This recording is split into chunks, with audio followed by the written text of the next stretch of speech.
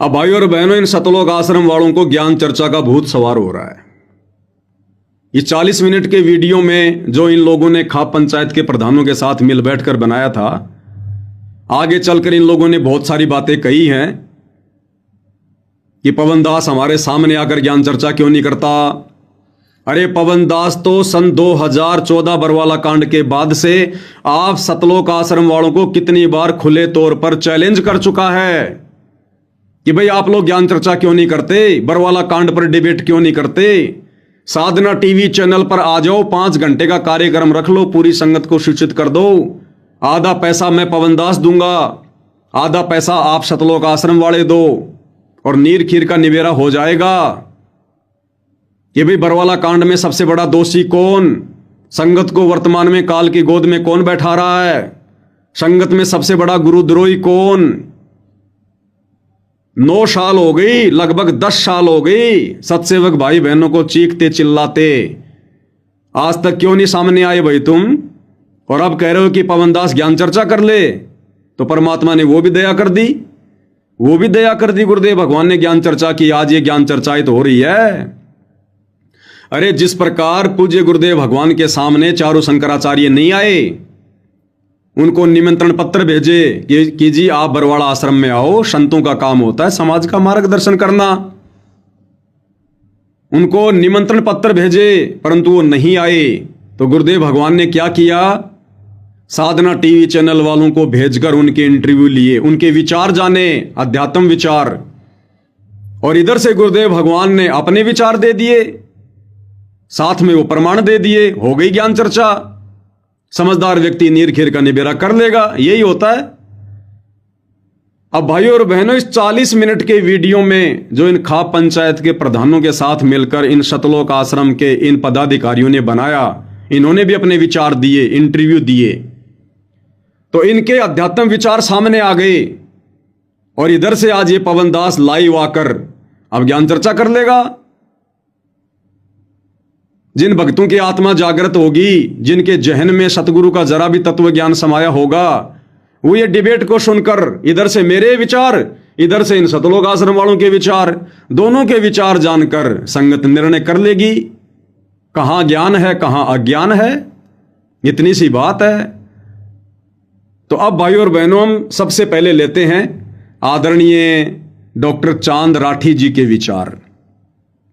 ये चांद राठी जी क्या कुछ विचार रखते हैं मुझ पवन दास को लेकर और अध्यात्म को लेकर, तो नीर खीर का निबेरा हो जाएगा। साथ में हम हर बात के हम प्रमाण देंगे। तो सुनिए श्रीमान आदरणीय डॉक्टर चांद राठी जी के सुविचार। संत रामपाल जी महाराज का शिष्य हूं और उनका वकील भी, उनके केसों में पैरवी करता हूं। आज जो ये संयुक्त प्रेस वार्ता बुलाई गई है, इसका एजेंडा ये है कि एक जयपुर से पवन नाम का व्यक्ति है जो संत रामपाल जी महाराज की छवि को धूमिल करना चाहता है। उसका एक ही एजेंडा है कि संत रामपाल जी महाराज के मिशन को रोकना और समाज और संत रामपाल जी महाराज के बीच में खाई पैदा करना। उसके मैं 2-3 उदाहरण आपको दूंगा। सबसे पहले ये व्यक्ति कहता था कि जो संत रामपाल जी महाराज की कमेटी है वो पैसे खाती है और आश्रमों में गलत काम करते हैं ये। तो डॉक्टर चांद राठी जी क्या कह रहे हैं अपने इंटरव्यू में कि भाई ये पवन दास कहता है कि जो सतलोक आश्रम मैनेजमेंट कमेटी है ये आश्रमों में गलत काम करती है। गलत काम। भाई डॉक्टर चांद राठी जी, मुझ पवन दास पर क्यों तोहमत लगा रहे हो, क्यों मेरी झूठी निंदा करके मेरे बचे कुचे पाप कर्मों को अपनी जेब में डाल रहे हो। अरे मैंने कब कहा कि सतलोक आश्रमों में गलत काम होते हैं। मैंने वही कहा जो सतगुरु रामपाल जी ने कहा। हिसार जेल से जो 1-1 घंटे के विशेष संदेश आ रहे हैं, वो संदेश भाई और बहनों संगत में किसने भेजे, सतलोक आश्रम वालों ने भेजे। वो सत्संग हिसार जेल से किसने करके भेजे, परम पूज्य परमेश्वर सतगुरु रामपाल जी ने भेजे। तो भेजने वाले आश्रम वाले, सत्संग करने वाले सतगुरु रामपाल जी, मैंने तो उन सत्संगों में से सतगुरु रामपाल जी के विचार संगत के सामने रखे हैं। कि सतगुरु रामपाल जी इन आश्रमों के विषय में क्या कह रहे हैं। कितने घटिया और गंदे कर्म ये कोऑर्डिनेटर लोग, ये आश्रम के बड़े बड़े लोग कर रहे हैं। अरे संगत का आम व्यक्ति तो वहां जाकर बदमाशी नहीं करेगा। बिहार, बंगाल, उड़ीसा, गुजरात से आने वाला बेचारा भोला भाला भगत, वो कोई छेड़छाड़ नहीं करेगा, अश्लील हरकतें नहीं करेगा, गंदी हरकतें नहीं करेगा। वो तो बेचारा सेवा करने आता है, सत्संग सुनने आता है, चुपचाप चला जाता है। ये गंदगी फैलाना तो चौधरी लोगों का काम होता है, चौधरी लोगों का। तो भाई आश्रमों में गलत काम होते थे या नहीं होते थे, मुझ पवन दास के ऊपर दोष क्यों लगा रहा भाई। मेरे और आपके पूज्य गुरुदेव सतगुरु रामपाल जी खुद अपने मुख कमल से कह रहे हैं कि आश्रमों से जुड़ी संगत, इस संगत का स्तर जगत से भी नीचा हो गया। जगत वाले भी अच्छे बताए गुरुदेव ने भक्तों की तुलना में।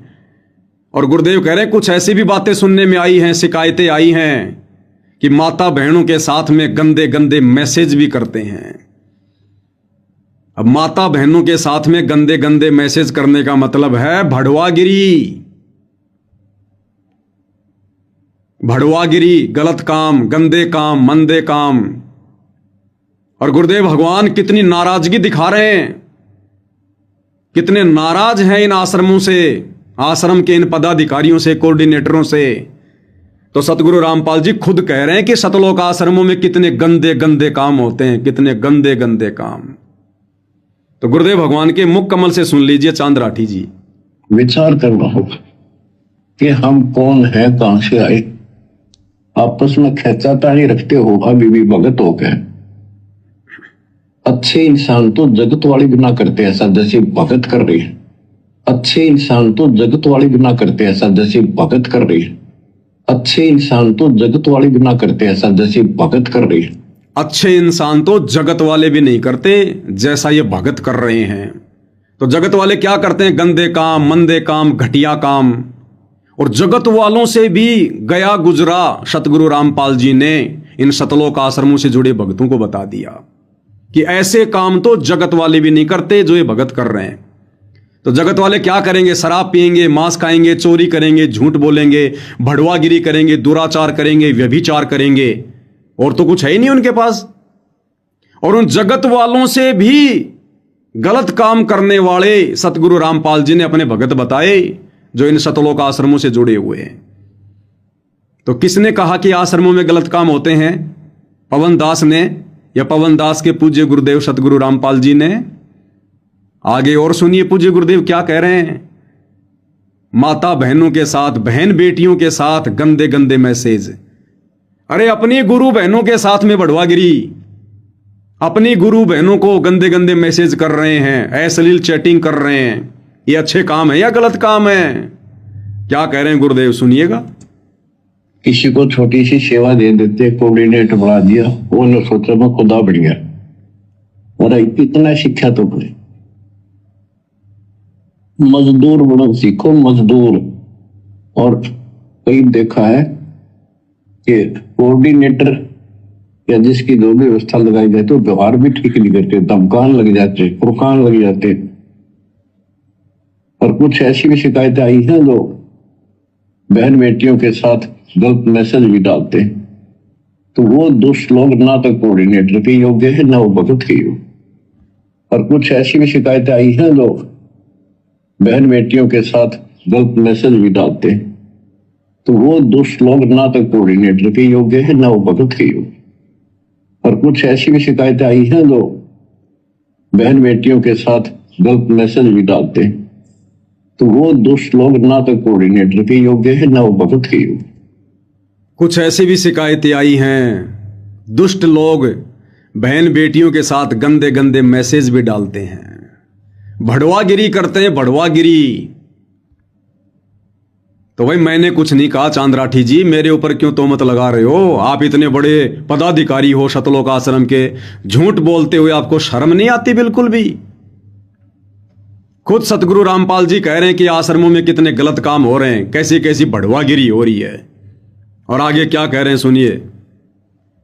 तो ऐसा तो संगत में कुसंगत उपजेगी, और ऐसी कुसंगत होगी फिर हम रखेंगे नहीं इसको खेत में। किसान उस कुबाड़ को पाड़ के खेत तो बाहर फेंक देता है, तो उसको आप मिशन से निकाल दिया जाया करेगा। सुधर जाओ, एक के नहीं सुने जाया करती थी, सामूहिक शिक्षा दी जाती है, अमल कर लो इन पे। कर्म बतेरे फोड़ लिए, इस ज्ञान का असर क्या हुआ? थोड़ा सा सुख होते हैं फिर पक्के एजेंट काल के बन जाते हैं, बकवाद वही करनी, भगवान से दूर हो जाएगा। थोड़ा सा सुख होते हैं फिर पक्के एजेंट काल के बन जाते हैं, बकवाद वही करनी, भगवान से दूर हो जाएगा। थोड़ा सा सुख होते हैं फिर पक्के एजेंट काल के बन जाते हैं, बकवाद वही करनी, भगवान से दूर हो जाएगा। तो सुना चांद्राठी जी, सतलोक आश्रमों में गलत काम होते हैं या नहीं होते हैं, ये बात कौन कह रहे हैं? स्वयं सतगुरु रामपाल जी, हिसार जेल से विशेष संदेश नंबर 66 में। और ये सत्संग आप ही लोगों ने संगत में भेजे हैं, मैंने नहीं बनाए। तो मेरे ऊपर क्यों तहमत लगा रहा भाई? मेरी झूठी निंदा करके पाप का भागी क्यों बन रहा है?